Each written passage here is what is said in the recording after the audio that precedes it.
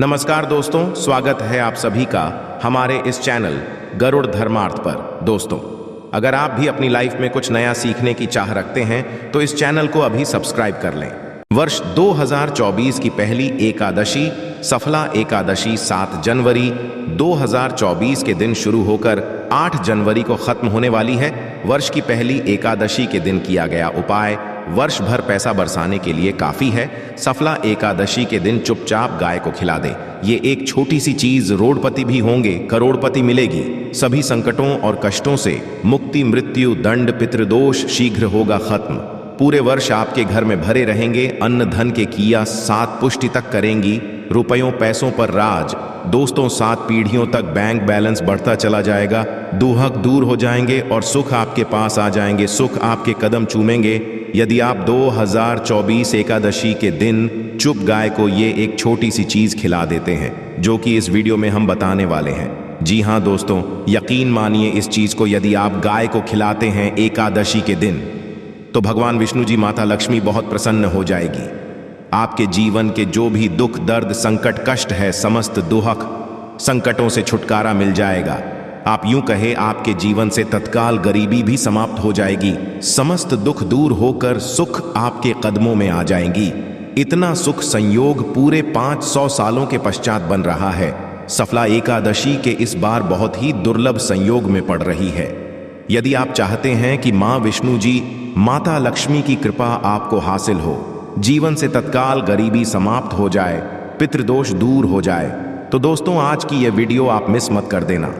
बहुत ही महत्वपूर्ण और लाभकारी वीडियो है। पूरे 500 वर्षों के पश्चात सफला एकादशी के दिन इस बार ऐसा शुभ संयोग बन रहा है जिसमें आपके समस्त दुख, दर्द, संकट दूर हो जाएगी, मात्र ये एक चीज खिलाने से गाय को। तो दोस्तों, कौन सी खास चीज, इस वीडियो के माध्यम से वही बताएंगे। पूरा वीडियो बहुत ही महत्वपूर्ण वीडियो है, आपके लिए लाभकारी वीडियो है। भगवान विष्णु जी और माता लक्ष्मी के सच्चे भक्त वीडियो को लाइक कर देना और सच्चे दिल से कमेंट्स बॉक्स में जय श्री विष्णु, जय महालक्ष्मी, जय गौ माता जरूर लिख दें, जिससे आपकी समस्त मनोकामनाएं पूर्ण हो जाए। और ज्यादा से ज्यादा वीडियो को अपने दोस्तों में शेयर अवश्य करना। दोस्तों, आपको बताना चाहेंगे कि हिंदू धर्म में का बड़ा महत्व होता है। वर्ष में कुल एकादशी पड़ती है, यानी हर महीने एकादशी पड़ती है, प्राप्ति भी होती है और समस्त पापों से उनको मुक्ति मिल जाती है। और दोस्तों, आपको बता दें, इस दिन आपको भगवान विष्णु जी के साथ माता लक्ष्मी की भी पूजा अर्चना अवश्य करनी। या दोस्तों, इस दिन विधि विधान से भगवान विष्णु जी, माता लक्ष्मी की पूजा करें। मंदिर और पूजा स्थल को साफ कर आपको भगवान विष्णु जी, माता लक्ष्मी की मूर्ति को स्थापित करना चाहिए। इसके पश्चात उन पूजा विधि अनुसार पूजा करें। व्रत का संकल्प लें और विष्णु जी और माता लक्ष्मी को करें। भगवान विष्णु, माता लक्ष्मी की पूजा में आपको फूल, नारियल, सुपारी, फल, लौंग, अगरबत्ती, घी, पंचामृत, भोग, तेल का दल और दाल, चंद्र जरूर रखने चाहिए। आपको पूजा करें और विधि विधान से भगवान विष्णु जी, माता लक्ष्मी की आरती करें। व्रत कथा जरूर पढ़ें और अगले दिन व्रत का पारण जरूर करें। द्वादशी के दिन को भोजन कराएं। यथाशक्ति सामर्थ्य के अनुसार अन्न, धन, वस्त्र का दान करें। यदि आप ऐसा करते हैं तो भगवान विष्णु जी, माता लक्ष्मी प्रसन्न होकर आपकी समस्त मनोकामना को पूर्ण कर देते हैं। और अब बात करें कि इससे जुड़े कौन कौन से उपाय आपको सफला एकादशी के दिन जरूर करनी चाहिए, या कोई भी एकादशी जरूर करनी चाहिए, जिससे समस्त दुहक, दर्द, संकट दूर हो जाते हैं। 7 पीढ़ियों तक धन दौलत की कमी नहीं होती, बैंक बैलेंस में बढ़ता चला जाता है। समस्त दुख, जो भी जीवन के दर्द, संकट दूर हो जाते हैं और सुख आपके कदमों में आ जाते हैं, सुख आपके पास आते हैं। चलिए शुरू करते हैं। कौन कौन से गाय से जुड़े उपाय। दोस्तों, सनातन परंपरा में गाय, गंगा और गायत्री का बहुत ज्यादा धार्मिक महत्व है। मान्यता है कि माता के पर 33 कोटि देवी देवताओं का वास होता है। गौ माता की सेवा एवं पूजा करने वाले जातक पर इन सभी देवी की कृपा बरसती है। गौ सेवा से न सिर्फ इस जन्म के बल्कि पूर्व जन्म के दोष दूर हो जाते हैं। प्रत्येक सुबह जब आपके घर में भोजन बनना प्रारंभ हो तो सबसे पहले बनाई गई रोटी को आप गौ माता के नाम से निकाल दें और भोजन करने से पूर्व गौ माता को इस रोटी को खिलाएं। यदि संभव तो काली गाय को खिलाएं। यदि काली गाय ना मिले तो सफेद गाय को भी आप खिला सकते हैं। प्रत्येक पूजा और मांगलिक कार्य में गौ माता से जुड़ी चीजें जैसे गाय का गोबर, गौमूत्र, गाय का दूध से बना घी अवश्य शामिल करें। इससे आपको पुण्य की प्राप्ति होगी। सनातन परंपरा के अनुसार जिस गाय होती है उस घर से जुड़े सभी वास्तु दोस्त समाप्त हो जाते हैं। किसी भी पूजा में गाय से हासिल पंचमय युक्त पदार्थ का उपयोग अवश्य शामिल करें, क्योंकि पंचम के बिना कोई भी पूजा पाठ और हवन सफल नहीं होता।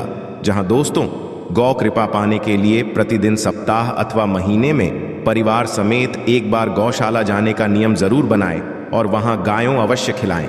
इससे आपको शुभ फलों की प्राप्ति और साथ ही गौ सेवा और गौ पूजा से नवग्रह शांत हो जाते हैं और इनसे जुड़े दोषों का निदान हो जाता है। गर्मियों में गौ माताओं को पानी पिलाएं और सर्दी में गौ माता को गुड़ अवश्य खिलाएं।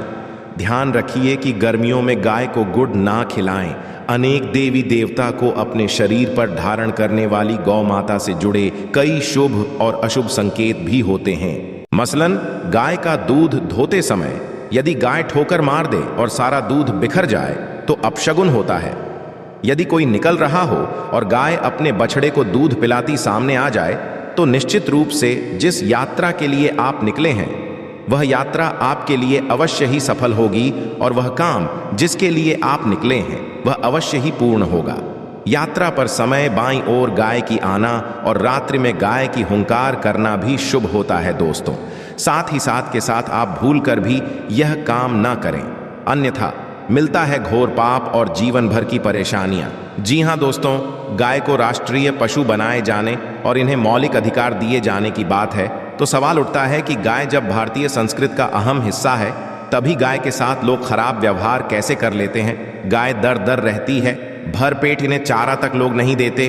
गाय जब तक दूध देती रहती है तो उनकी सेवा होती है और जैसे ही दूध बंद कर देती है तो लोग इन्हें उनकी किस्मत पर छोड़ देते हैं, सड़कों पर और गलियों में भटकने के लिए। ऐसे में जीवों को कोई डंडे से मारता है तो कोई उन पर पानी डाल देता है, कभी वाहनों से इन्हें ठोकर लग जाती है तो बीमार होकर बेचारी ये गाय दम तोड़ देती है।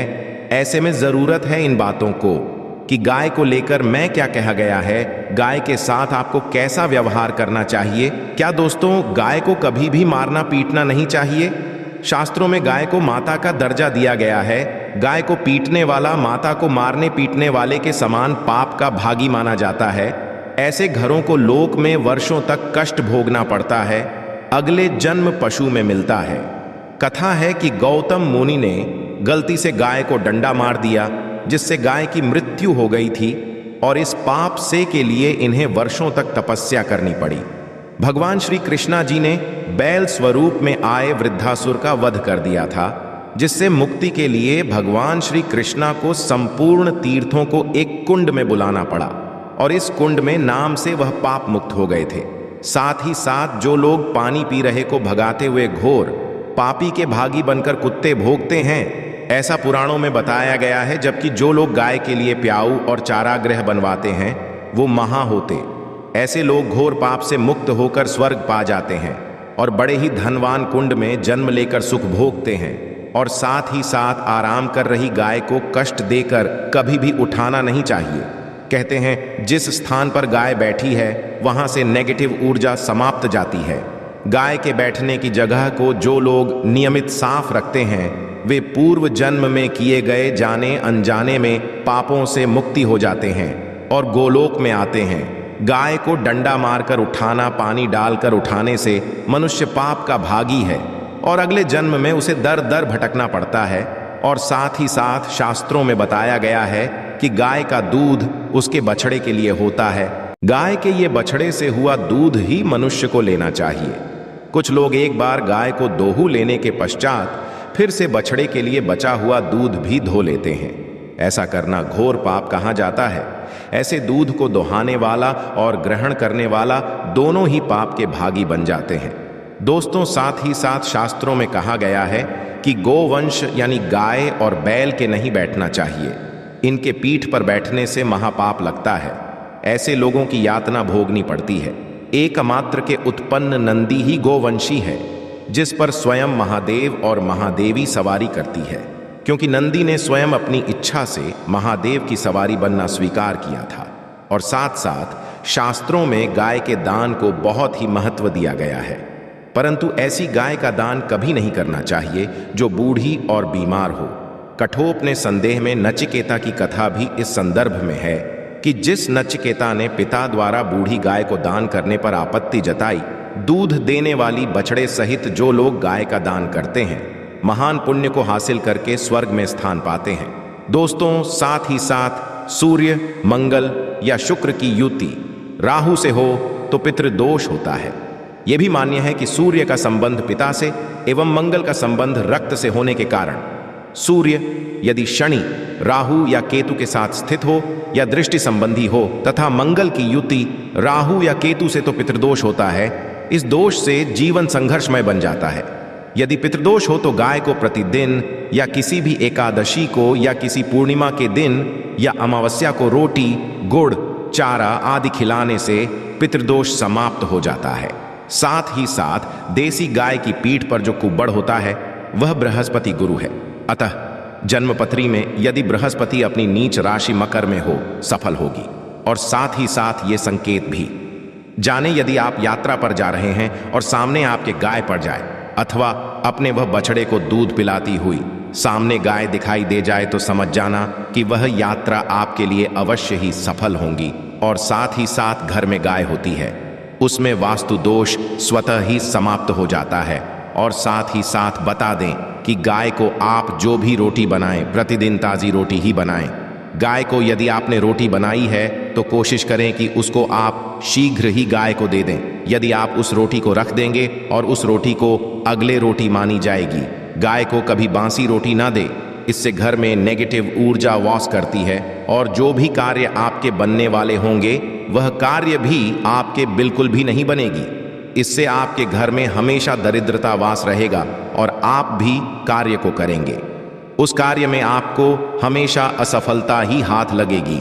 इसलिए कोशिश करें गाय को रोजाना ताजी बनाकर खिलाएं और रोटी को बिल्कुल ना रखें, बासी रोटी गाय को ना दें। और साथ ही साथ सड़ी चीजें गाय को नहीं खिलानी चाहिए कि घर में कोई फल कोई सब्जी है सड़ जाए तो लोग क्या करते हैं, गाय को खिला देते हैं। नहीं, ऐसा नहीं करना चाहिए। ऐसा करने से यदि आप गाय को खिलाते हैं तो और आप पाप के भागी बन जाते हैं। आप बिल्कुल भी सड़ी चीजें गाय को ना खिलाएं और साथ आप आटे की 11 लोहियां बनाकर उनके ऊपर हल्दी लगाएं। इसके पश्चात उन 11 लोहियों को एक एक करके को खिलाएं।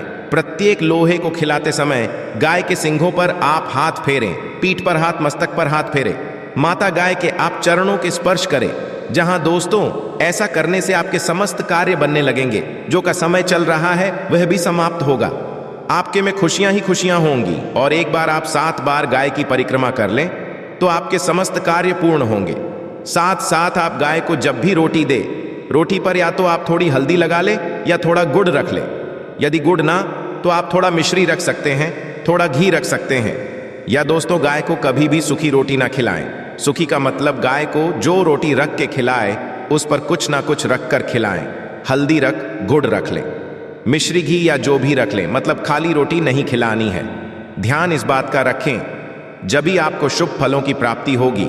आशा है कि आज की इस प्रस्तुति में बताई गई जानकारी आपको अच्छे से समझ आ गई होगी। वीडियो अच्छा लगा हो तो एक लाइक अवश्य कर दें। धन्यवाद वीडियो के अंत तक बने रहने के लिए।